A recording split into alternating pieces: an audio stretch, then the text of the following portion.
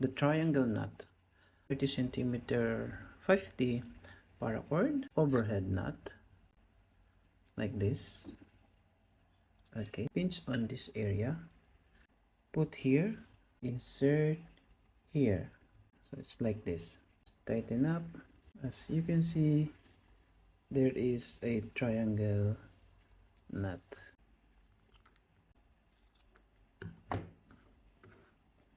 Then melt the tip of the strand.